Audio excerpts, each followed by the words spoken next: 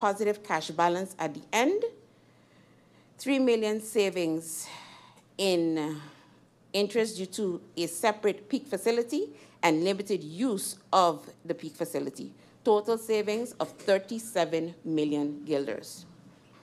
Question 5, with regards to the central bank making the calculations and whether this can be trusted, since they are also partially responsible for the debacle at ENNIA, how is the government of St. Maarten moving forward if there is no trust between us and the central bank? What is the current relationship between the current government and the central bank? Does this COM feel it now necessary to make significant changes in St. Maarten's representation in the central bank to mitigate moving forward? Answer. The current relationship between the St. Maarten government and central bank is a professional one, where we remain critical, ask the necessary questions, and request underlying information to ensure that we do not simply accept what is presented without thorough scrutiny. As minister, I believe it would be best serving to have a full, competent board representing the best interests of country St. Maarten.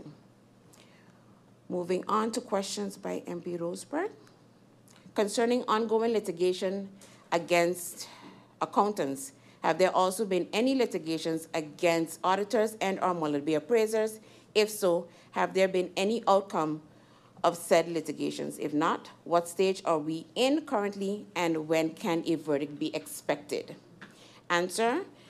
The central bank has initiated several legal proceedings in order to try to restore the financial position of the ENNIA Group in general and ECL in particular, and to recover from the persons liable for the losses suffered under the rule of its former directors, former supervisory directors, and indirect shareholders.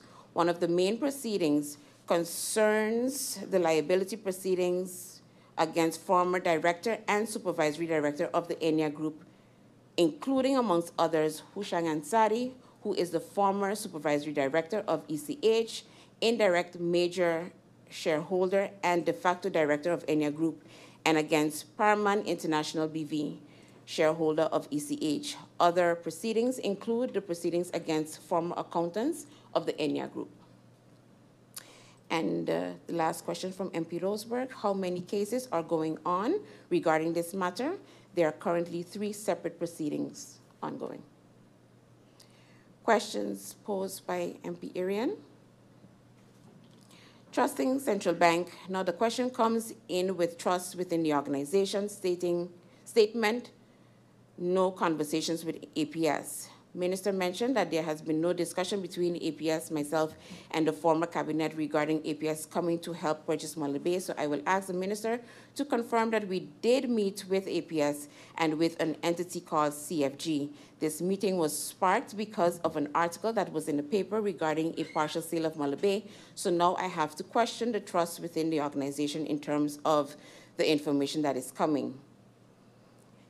My statement in negotiation with APS has nothing to do, my answer, has nothing to do with the sale of Mullet Bay. It was about looking for a solution for the policyholders of St. Maarten and us not having to make this payment through ENNIA. As such, my statement remains the same. I do not think all possibilities were exhausted in looking for a solution for the St. Maarten policyholders. Some interruptions. MP Duran, I would like to gain some clarity on when these loans were taken out, all loans mentioned. And to follow MP Duran's question, MP Arian also asked, what are the dates of these loans and which governments were in place when these loans were taken? Answer. I would gladly provide you with the dates. However, do note that me stating the loans that have to be repaid was to give insight into the financial obligations of the country, not to state that the loans should not have been taken out. The COVID loans will also need to be repaid in 15 years, 97 million guilders. It is just a reality of where we are as a country and us constantly needing to go to the Netherlands to refinance. All countries have loans, and we on average still have a good debt coverage ratio. However, we have to fully assess the complete picture and assess choices we make when refinancing these loans, such as bullet loan compared to annuity loan. A total of 5 loans amounting to 302 million set to expire over the next 20 years stem from the unresolved debts of the Netherlands Antilles and taken out prior to 10-10-10 by the former Netherlands Antilles. These debts were partially allocated to St. Maarten and refinanced by the Netherlands as of October 21st, 2010.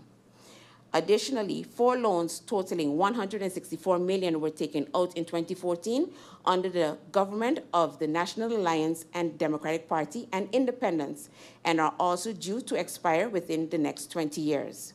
The COVID loans amounting to 316 million guilders currently expiring were refinanced and had been taken out under the government of the National Alliance and the UP Party.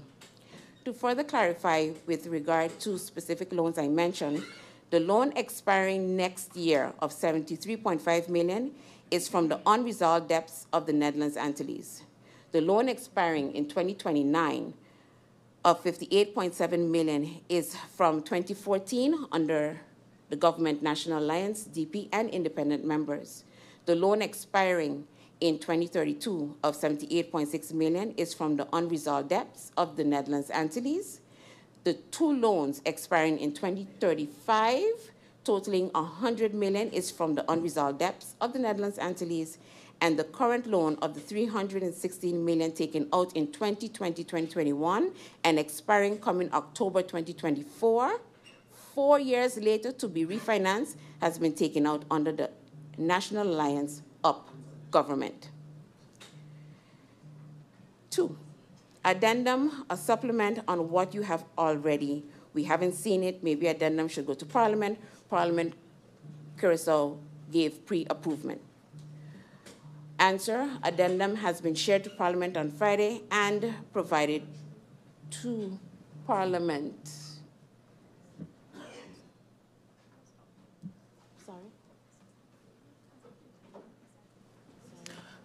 My apologies. No. Madam Chair. Yes. Minister, you can answer that part of the question, Yes. and then I will give MP York the floor. I removed the word Friday from my answer. It has not been presented on Friday. It was presented to Parliament. It was provided to Parliament, the addendum. Okay. Yeah.